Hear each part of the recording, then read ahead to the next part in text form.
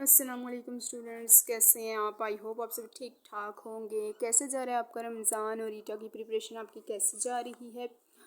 तो आज हम लोगों ने जैसे कि साइंस के सब्जेक्ट्स की प्रिपरेशन स्टार्ट की हुई है। क्लास 4 हम लोगों ने सबसे पहले क्लास 4 से हम लोगों ने स्टार्ट किया। इसी तरह से क्लास 5 6 7 8 तक हम लोग सारी साइंस की बुक्स को chapter wise as a MCQs हम लोग स्टडी करेंगे और हर एक चीज़ का कॉन्सेप्ट भी क्लियर करेंगे। ठीक है, चैप्टर नंबर 1 आई होप आप लोगों ने स्टडी कर लिया होगा कि वो मैंने आपके साथ शेयर कर दिया था। अब चैप्टर नंबर 2 है क्लास 4 का इको सिस्टम। अब क्लास 4 का जो चैप्टर नंबर 2 है इको सिस्टम, उस चैप्टर में से जितने भी इंपॉर्टेंट टॉपिक्स हैं उनसे रिलेटेड MCQs आपसे शेयर करूँगी और जो टर्म्स यूज़ हो रही हैं उनका कॉन्सेप्ट भी आपसे क्लियर करूँगी। तो चलें देखते हैं फर्स्ट MCQs। फर्स्ट MCQs है what is an ecosystem. कहते हैं कि इकोसिस्टम क्या होता है। ऑप्शन 4 ऑप्शन गिवन है system of non living things in an environment area having a group of living and dead things, system of living things in an environment and the collection of abiotic and biotic. Ecosystem में आपको बताते चलूँ क्या होता है कि ecosystem हमारे पास हमारे इर्द गिर्द जितनी भी चीज़ें चाहे वो लिविंग हैं या नॉन लिविंग हैं वो सारी हमारे पास किस में आ जाती हैं, इको सिस्टम में। तो यहाँ पे option D is correct option, biotic and biotic components. ठीक है, ऑप्शन डी। अब ये ए बायोटिक और बायोटिक में क्या डिफरेंस है आगे जब जैसे हम लोग MCQ स्टडी करेंगे तो आपको समझ आती जाएगी। उसके बाद है all the biotic components are animals, producers, living things, non living things. Biotic components में कौन सी चीज़ों को हम लोग स्टडी करते हैं, लिविंग थिंग्स को। बायो का मतलब ही लाइफ है, तो बायोटिक कंपोनेंट्स में हम लोग किसको स्टडी करेंगे, लिविंग थिंग्स को। और ए बायोटिक जो होता है उसमें नॉन लिविंग थिंग्स को स्टडी करते हैं। ठीक है, ये आप लोगों ने कंसेप्ट याद रखना है दोनों में, बायोटिक में लिविंग थिंग्स और ए बायोटिक में नॉन लिविंग थिंग्स। थर्ड है an abiotic component of the environment is, आपको मैंने बताया कि ए बायोटिक वो होते हैं जो नॉन लिविंग थिंग होते हैं। ठीक है, तो अब नीचे 4 ऑप्शन दिए हुए उनमें से बताना है कि ए बायोटिक कौन सा है। Plants, animals, water, micro organism. ये जो प्लांट्स, एनिमल्स और माइक्रो ऑर्गेनिज्म है ये तीनों हमारे पास बायोटिक कंपोनेंट्स हैं, जबकि वाटर जो है ए बायोटिक कंपोनेंट है, मीन के non living thing. Food chain, अब food chain begin at producers, begin at a consumer, begin at a decomposer and ends at a producer। इसमें से करेक्ट वन है ऑप्शन ए। फूड चेन कहाँ से start होती है, producer से। Fifth one है for conservation of ecosystem, ecosystem की हिफाजत के लिए, इकोसिस्टम को बचाने के लिए फॉरेस्ट्स आर बीइंग कट, जंगलात को काटा जाए। Roads are being built, road बनाए जाएं। Trees plantation is being done, नए पौधे लगाए जाएं। या फैक्ट्रीज आर बीइंग इंस्टॉल, या फैक्ट्रियाँ तामीर की जाए। इन चारों ऑप्शन में से अपने माहौल यानी इकोसिस्टम को बचाने के लिए क्या करना चाहिए, प्लांटेशन, ज़्यादा से ज़्यादा दरख्त लगाने चाहिए। Option C is correct option. 6 है हमारे पास fungus is an example of, fungus किसकी एग्जाम्पल है, प्रोड्यूसर की, कंज्यूमर की, डिकम्पोजर की, या none of them. Option A is correct option, fungus is an example of producer. Everything in and out which can affect our life is called, हर वो चीज़ जो हमारी जिंदगियों को मुतासर करती है वो होती है इन्वायरमेंट। ठीक है, तो उसके बाद हम लोग 7 के बाद हम लोग जाते हैं 8 की तरफ। 8 वन है ओवर इन्वायरमेंट कंसिस्ट ऑफ, हमारे माहौल में क्या होता है, living things, non living things, both A and B, या नन ऑफ दिस। इन्वायरमेंट में जो हमारे इर्द गिर्द आप लोगों ने देखा होगा कि जानदार और बेजान दोनों चीज़ें आती हैं, तो it's mean option C is correct option, both A and B. 9 है any non living things is known as, आप लोगों में ऊपर भी बताया कि नॉन लिविंग थिंग्स का होता है ए बायोटिक। ठीक है, नॉन लिविंग थिंग्स को हम लोग क्या कहते हैं, ए बायोटिक।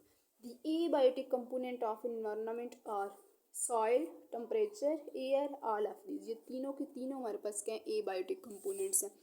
11 है हमारे पास an example of abiotic in nature is, example nature में ए बायोटिक की एग्जाम्पल कौन सी है, precipitation, sunlight, minerals, all of these ये जो है ए बायोटिक कंपोनेंट्स हैं। 12 है it is not an abiotic component of environment. अब ये 4 गिवन है ना, प्लांट्स, एयर, लाइट और वाटर, इन चारों में से बताना है कि कौन सा एबायोटिक नहीं है। एयर भी एबायोटिक है, लाइट भी एबायोटिक है, वाटर भी एबायोटिक है, जबकि प्लांट्स जो हैं बायोटिक हैं। तो option A is correct option.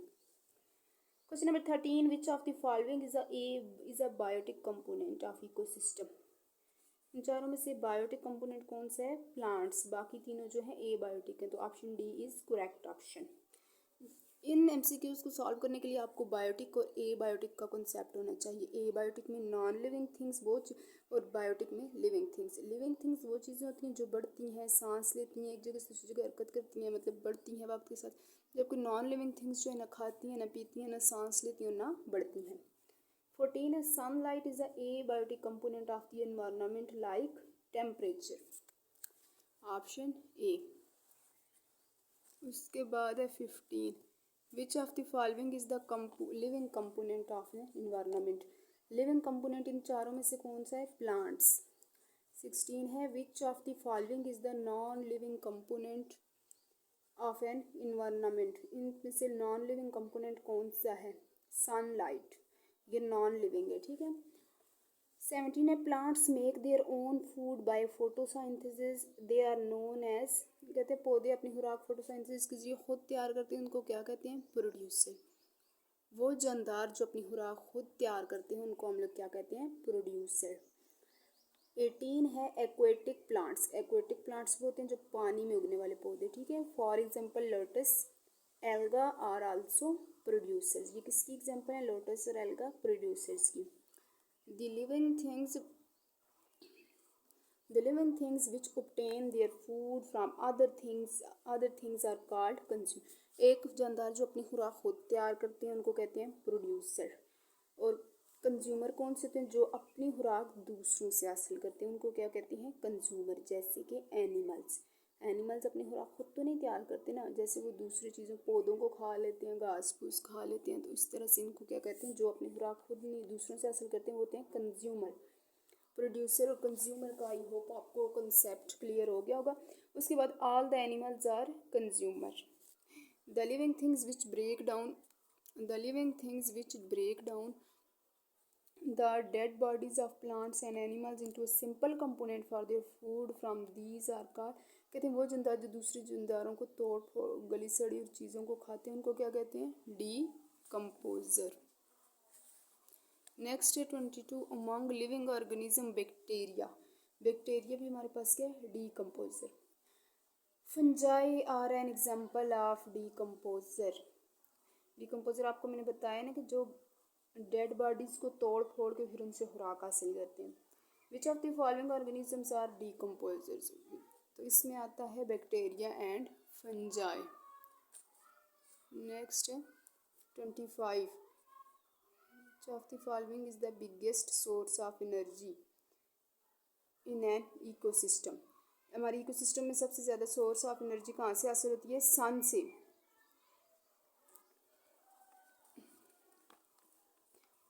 आगे हमारे पास 26, the dash make food with the help of sunlight, carbon dioxide and water.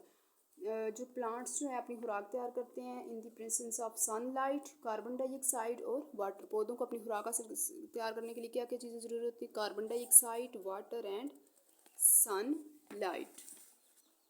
ये थे हमारे पास चैप्टर नंबर 2 के हाफ एमसीक्यूज़ हम लोग आज की वीडियो में शेयर करेंगे। इंशाल्लाह इस वीडियो का पार्ट 2 भी बनाऊंगी जिसमें हाफ इसके एमसीक्यूज़ आपसे शेयर करूँगी, क्योंकि इस चैप्टर के जो हमारे पास टोटल एमसीक्यूज़ हैं वो हैं 60। तो आज हम लोगों ने हाफ एमसीक्यूज़ इस वीडियो में कर लिए। इंशाल्लाह नेक्स्ट एमसीक्यूज़ नेक्स्ट वीडियो में करेंगे। अगर आपको मेरी वीडियो से कोई फ़ायदा हो रहा हो तो प्लीज़ वीडियो को लाइक और चैनल को सब्सक्राइब ज़रूर कीजिएगा और कमेंट में बताइए तो करके क्या ये वीडियो आपके लिए हेल्पफुल है या नहीं। इसके अलावा और बाकी सब्जेक्ट्स की तैयारी आपकी कैसी जा रही है? Best of luck for your test. अल्लाह हाफिज़।